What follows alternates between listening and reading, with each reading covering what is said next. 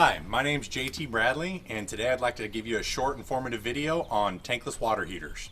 And I've got an example right here of a Rinnai 9.4 gallon per minute tankless water heater. Tankless water heaters have become really popular in the last few years. They're replacing standard tank water heaters.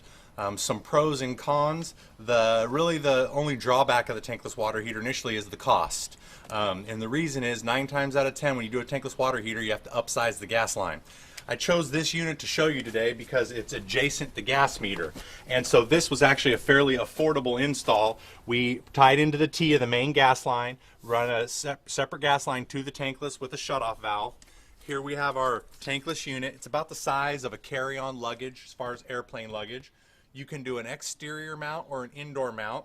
I like the exterior mounts. You don't require an overflow pan or a condensate drain. Everything's set outside. You don't have to vent through the roof for a potential leak. So this is pretty handy if you have a side yard where this can be installed. Here's your direct vent right here. And then tankless water heaters run off of 120 volt AC power. So here's our standard power outlet that ties right into our tankless water heater. And then here's our pop-off drain for any excess water that needs to come out. And we have cold water coming into the tankless and hot water coming out. Okay, so tankless water heaters do use quite a bit of gas. They're a gas appliance. Gas is more friendly to the environment instead of running off the power grid. Anytime you can get an appliance on gas, you're going to be more energy efficient and more sustainable. This tankless water heater uses a maximum of about 200,000 BTUs, and that's a pretty high gas consumption.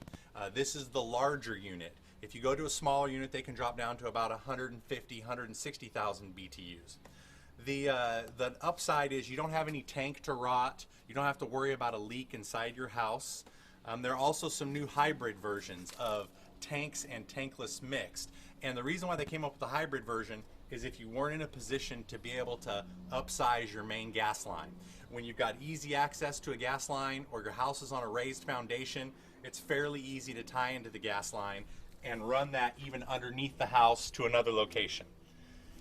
Okay, so as far as tankless water heater placement, the one kind of misconception about tankless water heaters is that they're expected to be instant. And what you still have the same travel time from the water from the hot water heater to the actual sink location. For instance, this home's not very large in size. The kitchen is only about 20 feet away that way. And so with that, this home doesn't wait very long for hot water. If you had a very big ranch style house and the hot water heater, the tankless, was on one end of the house, you would still have to wait travel time for that water to get there. So that's where potentially some houses we do 2 tankless water heaters, one on each end, or we go ahead and put the tankless water heater in the attic to get a central location so that you're not waiting for hot water too long at any fixture inside the house. Your average residential fixture, your sink, your shower head, those fixtures use 1 to 2 gallons per minute of water when they're all the way on.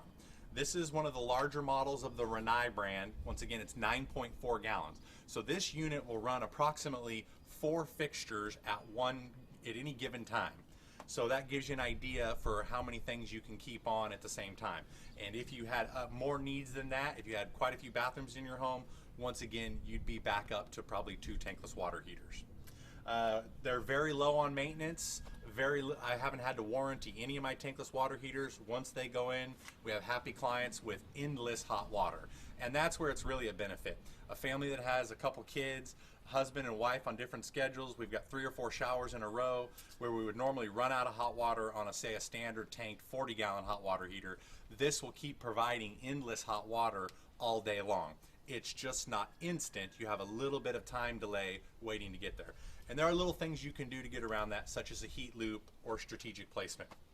And with that, we come to money, cost. Your average tankless water heater install costs around $3,000 versus your average tanked water heater install labor materials, say, is around $1,000. And the price of the tankless install is flexible depending on how long and how much gas line we have to run to get to the appliance. And with that, they're great on energy, endless hot water. You don't have to worry about them leaking, very low maintenance. They're affordable to operate because they operate off gas. And that's my informative information for you on tankless water heaters today. My name is JT Bradley, Bradley Builders. You can check my website out at bradleybuildersac.com. Thank you. She took herself a skyscraping helping.